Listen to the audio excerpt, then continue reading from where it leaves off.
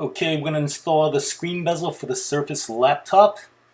So the first thing you want to do is clean it off with isopropyl alcohol. And as you see, I am lifting the paper off of the skin so that I don't stretch. Next, want to focus on the top openings. Want to center.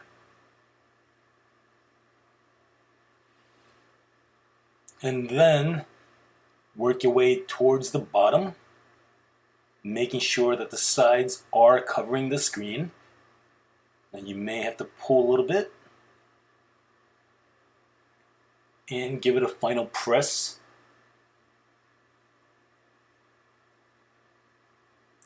Next will be the sides. Now they can be purchased individually or in combos. Like the combo 2 gives you sides with a top, bottom, and keyboard, and combo 3 gives you everything with the screen bezel. Now here are the sides. That's for the lower keyboard area, and the other skinny little pieces are for the top lid. You can see that's the hinge area, and you get 4 pieces. Only 3 are needed, but there's 1 extra. And please note that with the sides, what you see here, you get 2 full sets. In the video, there is only 1 set showing. Now the first thing to start off with is the hinge area. As you see, I'm using my 2 fingers to feel the top and the bottom. And you might have to give it a little stretch in order to get it close to the line, but make sure you do not pass, or it will peel when opening and closing your laptop. Now here it is.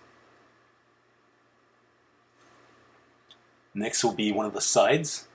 I'm going to butt it against the hinge area because it does have no effect of opening and closing. Again, I'm going to use my 2 fingers to feel the top and the bottom and center it without stretching. Just going to open it to let it stand on its own and finish it off. Now you do the same with the other side.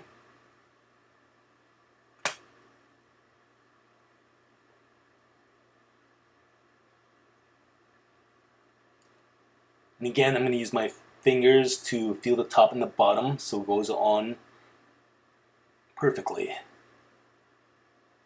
Now the final piece will be that center piece, and these pieces are intentionally shorter by about 1/16 of an inch unless you stretched it.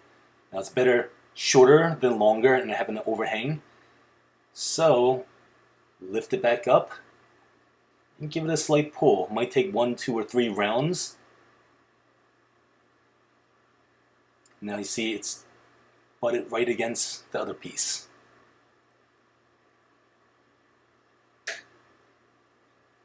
Okay, next will be the lower half around the keyboard area. As you see, there's a little cutout there for the antenna bars. They're optional. You can either put them on or take it off. There will be extra pieces in case you do have some reception issues, which I highly doubt.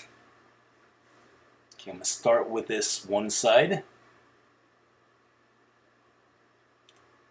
Rather than starting from the end, it's better starting from the openings. I'm just going to readjust it and use my 2 fingers to center it.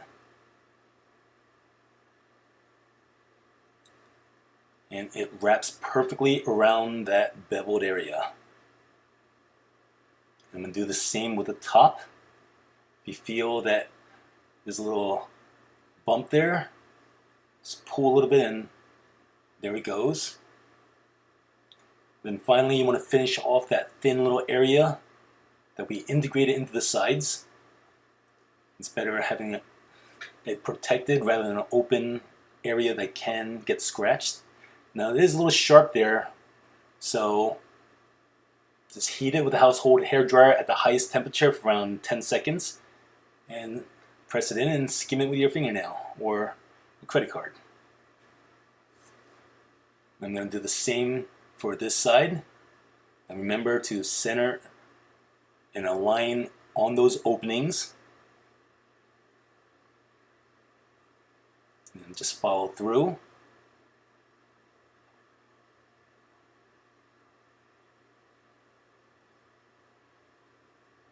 And do the same for the top area. And remember that little sharp area, just give it a heat for around 10 seconds at the highest temperature and press. If you have to skim it with your nail, go ahead. It's good to do it while it's hot. Now the final piece will be that centerpiece. Just want to butt it together. Use 2 fingers to feel it getting centered.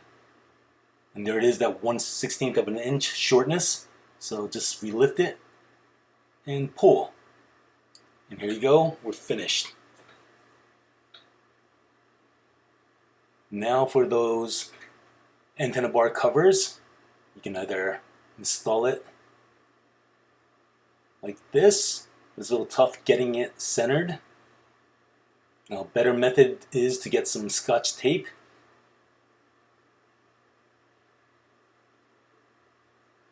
Put it over the small little piece. And it is easier to give it a perfect alignment. After you are finished with the install, use the household hair dryer at the highest temperature and heat the edges and press. What that does is it seals with a good adhesion to block out all the dirt and debris.